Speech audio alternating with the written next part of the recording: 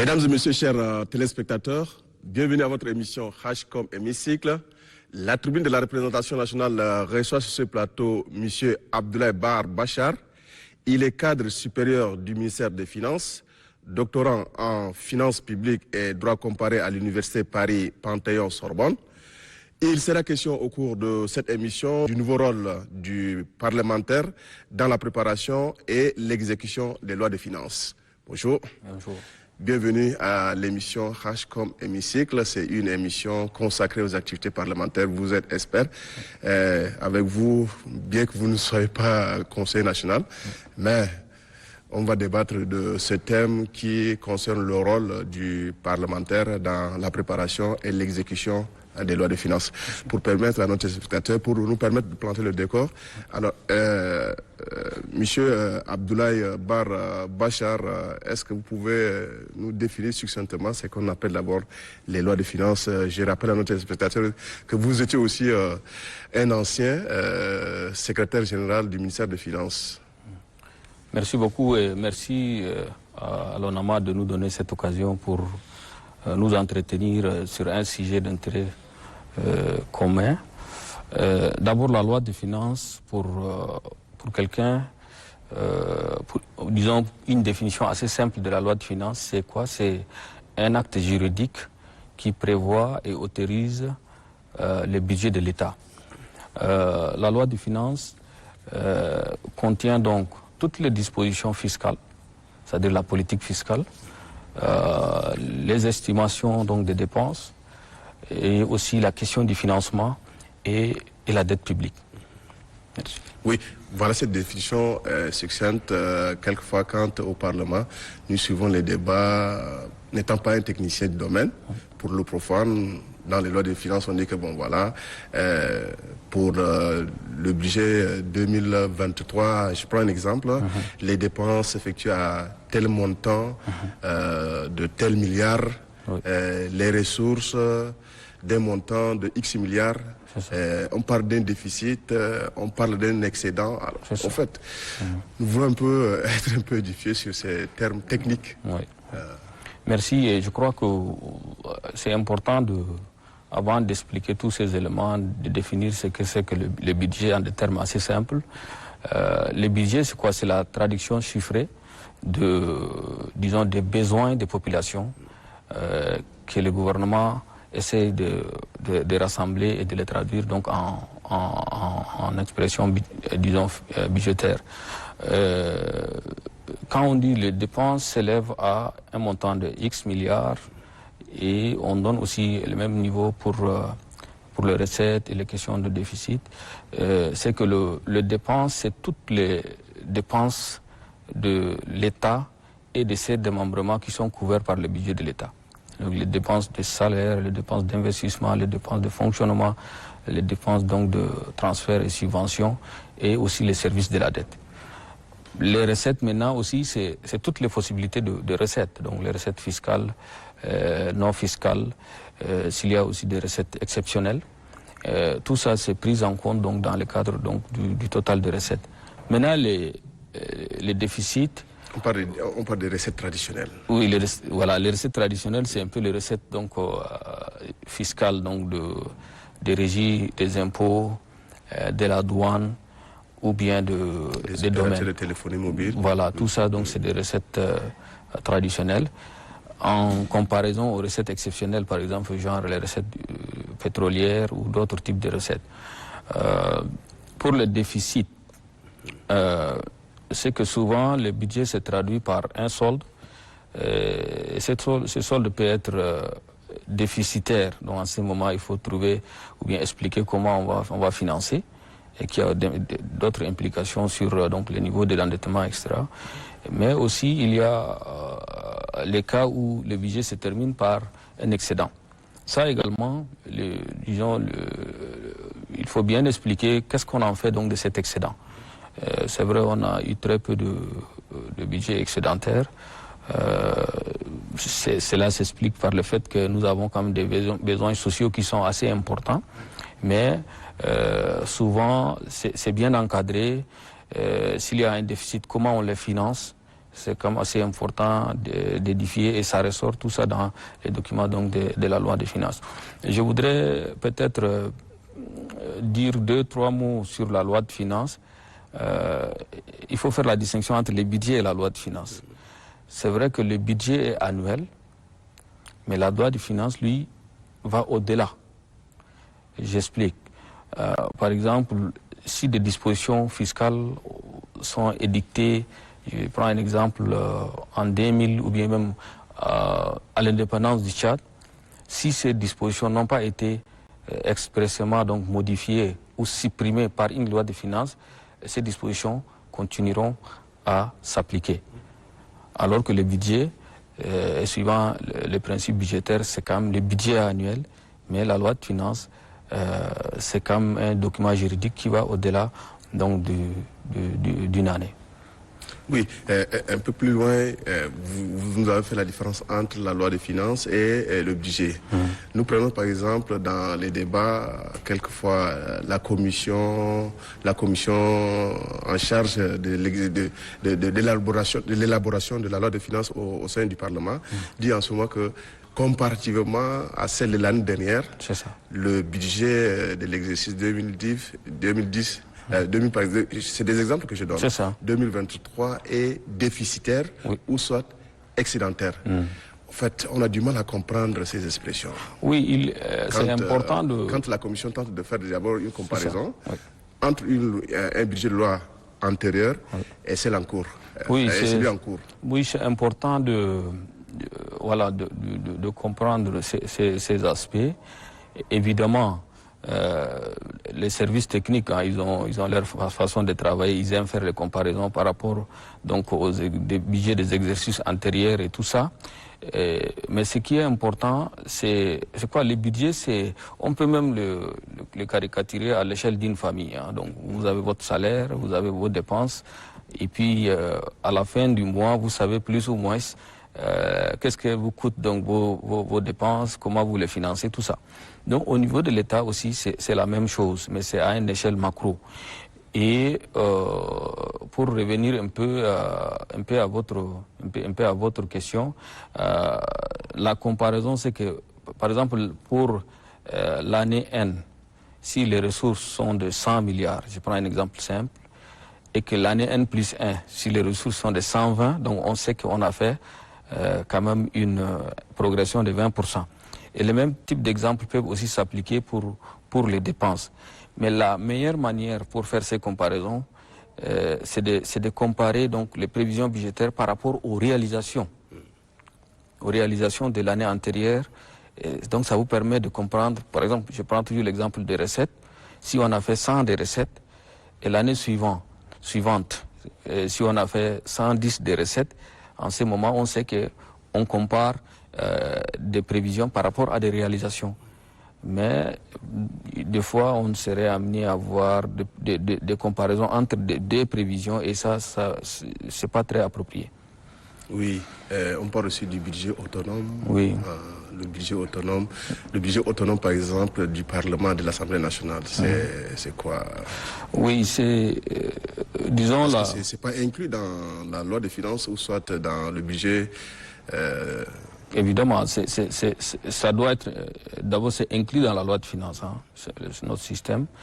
Et vous savez, au niveau de l'Assemblée nationale, il y a une loi, notamment la loi 23 de l'année 1999 qui porte budget autonome de l'Assemblée nationale.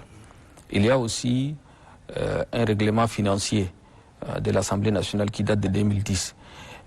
Disons, ces deux textes expliquent un peu comment le budget de l'Assemblée nationale est élaboré, adopté, exécuté et contrôlé. Et nous avons aussi la LOLF, la loi organique relative aux lois de finances, qui régit un peu la gestion publique au Tchad. Et j'ai essayé de regarder un peu, comparer ces deux textes et parfois, peut-être que les textes qui portent sur le budget autonome méritent d'être révisés. Pourquoi? Parce que ces textes disent que le budget autonome, par exemple, pour son exécution, une fois adopté, au début donc, de l'exercice budgétaire, le gouvernement mettra la contribution du gouvernement dans un compte de dépôt au Trésor qui va alimenter plus tard un compte donc, du comptable public de l'Assemblée nationale logé dans une banque. Or, nous savons que le budget, c'est quand même un acte de prévision. Et si vous, au début de l'année, vous mettez donc toutes ces ressources dans un compte de dépôt, par exemple, prenons le cas où les ressources ne se réalisent pas. Et donc, on serait amené à aller faire des ajustements et tout ça. Et là, ça va pas faciliter donc l'exécution de la loi de finances. Donc, c'est pourquoi, oui, il faut donner une certaine autonomie à l'Assemblée nationale pour fonctionner, mais il faudrait que cette autonomie soit cohérente avec la loi organique relative aux lois de finances. La même chose pour l'élaboration de la loi de finances, du budget autonome de l'Assemblée nationale. Le budget est, disons, élaboré, préparé par la questure qui transmet à la commission en charge du budget de l'Assemblée nationale, et le bureau de l'Assemblée nationale adopte le budget de l'Assemblée nationale qui transmet au gouvernement, notamment au ministère des Finances, pour inscription au budget. Alors qu'il serait intéressant de considérer les perspectives budgétaires de l'Assemblée nationale au démarrage même du calendrier budgétaire. Et ceci donc permettrait au gouvernement d'avoir un budget unifié, puisque toujours ces mêmes textes disent que le budget autonome de l'Assemblée nationale est adopté au même moment que le budget de l'État, alors que c'est inclus dans le budget de l'État et ça doit obéir au principe donc d'unité du budget de l'État. On parle de la caisse noire. Et, à ma connaissance, ce qu'on appelle la caisse noire, d'abord dans le jargon des finances publiques, ce terme n'est pas reconnu. Et dans notre système budgétaire aussi, c'est vrai, j'ai beaucoup travaillé dans ces systèmes, mais ce qu'on appelle caisse noire, peut-être que c'est vraiment, comme vous avez tout à l'heure dit, c'est un jargon que les gens utilisent, mais en réalité, ce n'est pas prévu dans notre système budgétaire. Par contre, le fonds de souveraineté. On appelle caisse noire parce que là, il n'y a pas de traçabilité. Oui, peut-être que les affectations ne sont pas bien. Peut-être ce qu'il faut expliquer, c'est le fonds de souveraineté. C'est pas tous les ministères. Il y a 2-3 ministères qui font des activités les plus régaliennes, ont des fonds de souveraineté. Peut-être la primature, pourquoi pas, comme vous avez dit, à la présidence, mais c'est des fonds qui sont spécifiquement... Même dans les provinces, les gouverneurs ont aussi ce fonds de solidarité. Oui, c'est des fonds qui sont spécifiquement dédiés à un certain nombre d'activités qui sont bien définies. Je prends un exemple simple. Le chef du gouvernement descend dans une province, il constate qu'il y a un besoin assez urgent, par exemple, d'un pompe manuel ou quelque chose comme ça, qui nécessite quand même des ressources. Peut-être au lieu de commencer, disons, le cycle de la dépense publique, qu'il faut le connaître, qui est assez long, il peut directement, automatiquement résoudre cette question-là. Quand même, c'est des autorités. Ils doivent répondre aux besoins des populations. Ils doivent résoudre un certain nombre de problèmes que rencontrent les populations. Donc c'est pourquoi c'est des choses qui leur permettent de résoudre des problèmes. Un autre exemple, les autorités, ils font des déplacements à l'étranger. Souvent, donc, il y a des colonies, il y a comme des étudiants, vous voyez, tchadiens qui sont là et qui ont souvent eu par exemple, des enveloppes. Oui, mais c'est pas justifié. Voilà, ceci n'est pas, par exemple, ça peut rentrer dans ce genre de dépenses.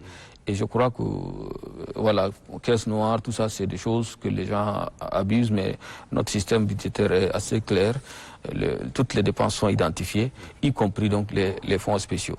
Par exemple, les services en charge de sécurité, ils doivent donc bénéficier quand même d'un certain nombre de fonds de souveraineté pour mener leurs activités. Donc c'est des choses comme ça. Vous travaillez aussi sur les finances. Alors, vous pouvez un peu nous parler les modalités d'association, par exemple, du Parlement à la préparation de la loi des finances, c'est-à-dire à partir de la procédure législative, comment la loi est d'abord initiée, à partir de là jusqu'à ce que ça soit déposé sur le bureau du président de l'Assemblée nationale. Oui, les modalités d'association du Parlement dans les cycles budgétaires de façon générale, obéit à ce qu'on appelle le principe de 4 temps alternés.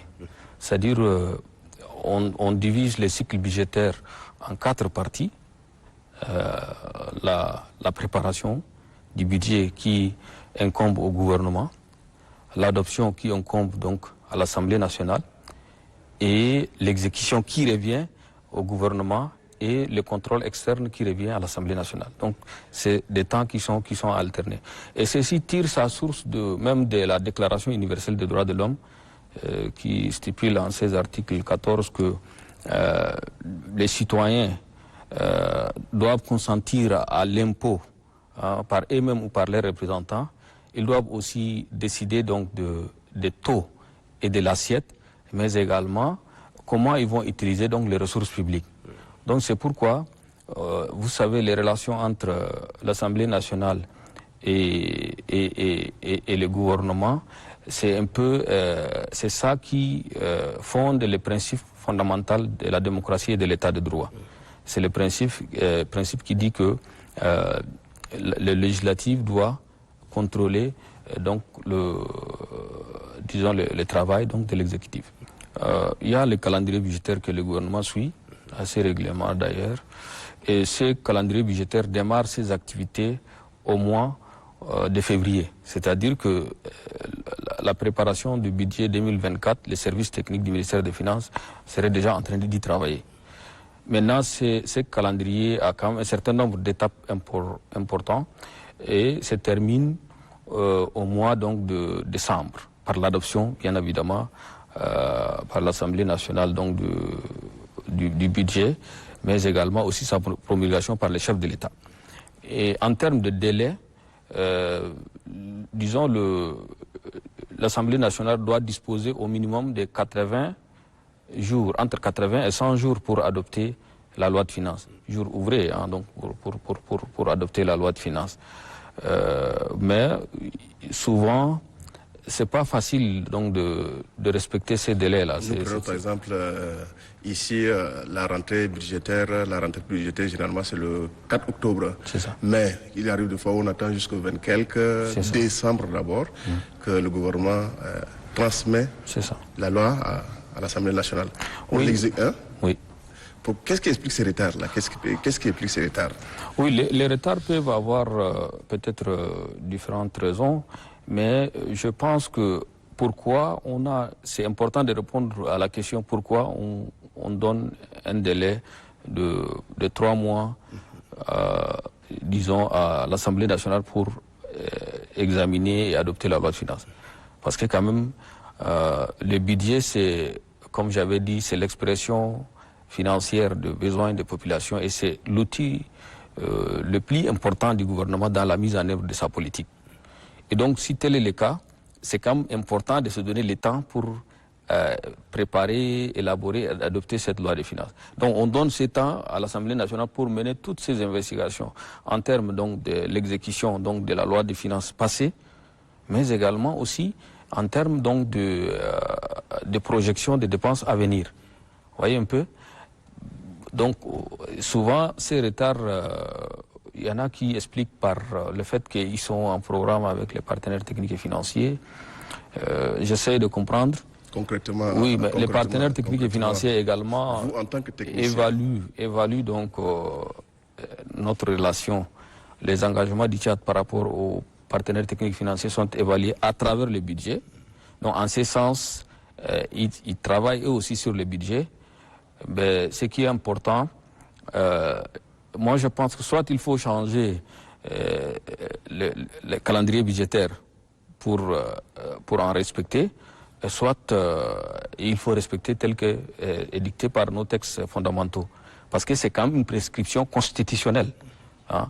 On vous dit vous devez déposer le projet de loi de finances à la veille de l'ouverture de la session budgétaire. Donc, généralement, les premiers mardis d'octobre, des choses comme ça.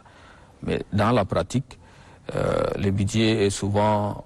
Ouais, avec grand retard. Oui, en décembre. Et là, donc, la difficulté, c'est que l'Assemblée nationale n'aura pas de temps suffisamment pour examiner et adopter donc, la loi de finances. Est-ce que c'est pas sciemment fait par le gouvernement? Non.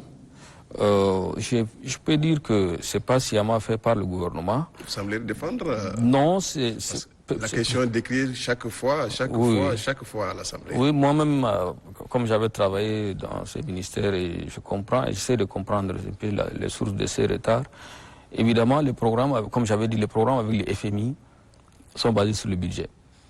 Maintenant, il faut s'accorder d'abord. Ils disent qu'avant le dépôt du budget à l'Assemblée nationale, ils doivent être d'accord sur un certain nombre d'indicateurs principaux du budget, notamment la question donc, des déficits, la question de la dette, la question des arriérés, entre autres. Voilà. Donc ce qui fait que peut-être le gouvernement n'a pas toujours trouvé la bonne manière pour prendre, en compte ces problèmes. Mais pour être assez franc, je crois qu'on ne peut pas utiliser ça comme la raison de tous les jours, parce que successivement on connaît des retards dans l'exécution du budget. On peut faire un retard de 10 jours, d'un mois, mais pas quand même déposer le budget au mois de décembre. Donner peut-être une semaine ou 2 semaines à la commission pour examiner et préparer son rapport, je trouve que c'est très restrictif. D'accord. L'instrument financier de l'État étant déjà examiné et adopté par le Parlement, et après sa promulgation par le président de la République, où se situe encore le rôle du parlementaire ici? Est-ce que dès qu'il examine, dès qu'il adopte, est-ce que c'est à ce niveau-là que s'arrête la mission du parlementaire, ou bien est-ce que le parlementaire a-t-il encore le droit de participer à la mise en œuvre de ce budget qu'il a adopté? Oui, il est important de mentionner que avec la réforme, disons, les rôles de l'Assemblée nationale sont accrus. C'est-à-dire que avant, l'Assemblée nationale intervenait qu'à la phase préparation, j'allais dire examen, adoption et exécution du budget. Mais aujourd'hui, l'Assemblée nationale intervient même au niveau donc de la préparation de la loi de finances, en amont. C'est-à-dire chaque année, le gouvernement devrait envoyer à l'Assemblée nationale les documents du cadre budgétaire à moyen terme, un rapport sur la situation macroéconomique, un rapport sur l'exécution de la loi de finances. Et ces documents serviront à l'organisation de ce qu'on appelle les débats d'orientation budgétaire. C'est un débat qui est, disons, qui se tient en séance publique, mais sans vote. Vous allez me demander quelle est la portée d'un tel débat. Un tel débat permettra au gouvernement peut-être de prendre les recommandations pertinentes de l'Assemblée nationale. Ça, c'est au niveau... Mais est-ce qu'on a l'habitude de mener ce genre de débat d'orientation budgétaire? Oui, peut-être que nous sommes toujours dans le process. C'est vrai que la réforme a intervenu au niveau de la CEMAC en décembre 2011. Nous, on avait transposé donc tous ces textes-là à partir de février 2014. Mais il faut reconnaître que les débats d'orientation budgétaire, au même titre que les cadres budgétaires à moyen terme, c'est des dispositions qu'on peut qualifier de dispositions innovantes, et nouvelles, qui nécessitent quand même, disons, une mise en œuvre différée. Selon le calendrier qui était établi, c'est que la mise en œuvre devrait être à partir de 2022. Nous sommes en 2023, on a rarement organisé ça. Peut-être que les services travaillent pour, disons, entrer dans cette réforme à l'avenir. Maintenant, au niveau de l'adoption du budget, également l'Assemblée nationale intervient en faisant un certain nombre de contrôles. D'abord le contrôle de fonds et de formes de la loi de finances. Est-ce que, par exemple, comme on a tout à l'heure expliqué la question du retard, est-ce que ces retards, est-ce que c'est déposé dans les délais? C'est des choses qu'ils vérifient. Est-ce que aussi, disons, la loi des règlements, qui fait un peu le compte rendu de l'exécution du budget de l'année N-1, est-ce que cette loi de règlement est déposée? C'est aussi, il faut dire, une condition. Donc aujourd'hui, selon notre LOLF, une loi de finances ne peut pas être déposée et examinée si, disons, l'autre n'a pas été, la loi de règlement correspondant de l'année N-1 n'aura pas été déposée. Et ça aussi, c'est ce qu'on appelle le principe donc de chaînage vertueux. Ça aussi, ça fait partie des innovations et ce n'est pas encore mis en œuvre. Mais il faudrait peut-être travailler, même si on ne respecte pas ces délais, donc de déposer la loi de règlement avant le budget, pour le projet de budget pour les exercices antérieurs. Il faut faire des efforts pour qu'il y ait quand même les lois de règlement qui matérialisent un peu le compte rendu de l'exécution du budget des années, donc années antérieures. Donc c'est-à-dire une fois la loi adoptée, promulguée par le président de l'Assemblée nationale, l'Assemblée nationale doit encore suivre ces... Oui. Par quelle procédure? Ils doivent d'abord suivre au niveau de l'adoption de la loi de finances. Ils ont quand même la possibilité de faire des amendements qui sont aussi bon, déjà, bien encadrés. Oui. Maintenant, à l'exécution, au niveau de l'exécution, l'Assemblée nationale doit suivre l'exécution de la loi de finances à travers les rapports d'exécution du budget. C'est des rapports trimestriels que le gouvernement doit déposer. En plus donc, de ces rapports d'exécution trimestriels, le gouvernement doit aussi informer immédiatement, s'il y a par exemple des mesures administratives qui tendent à modifier par exemple la composition du budget. Par exemple les transferts et les virements, s'il y a eu des annulations des crédits, s'il y a eu des mesures de régulation budgétaire, tout ça, le gouvernement est tenu selon la LOLF d'informer donc la représentation nationale. Et ceci permettra aussi à la représentation nationale de voir si, à travers les rapports d'exécution de budget, si les équilibres sont respectés ou pas. Si les équilibres sont dépassés, en ce moment, ils peuvent même demander de passer à une loi de finances rectificative. Mesdames et messieurs, chers téléspectateurs, ainsi se referme cette édition. Nous venons de recevoir sur ce plateau Abdoulaye Bahar Bachar. Il est cadre supérieur du ministère des Finances, doctorant en finances publiques et droit comparé à l'Université Paris, Panthéon-Sorbonne. Il était question au cours de cette émission du nouveau rôle du parlementaire dans la préparation et l'exécution des lois de finances. Au revoir et à la semaine prochaine.